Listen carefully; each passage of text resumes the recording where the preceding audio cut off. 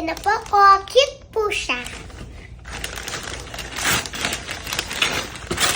Yay! Wow! It's Kuromi!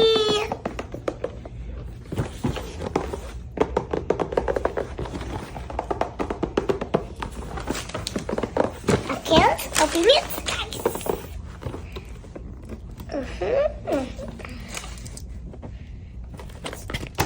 Yes! Nagganap kasi yung battery kanina. Kaya gumagana na po ito. Wow, ang ganda na po, guys. Buksan po natin siya. Jesus.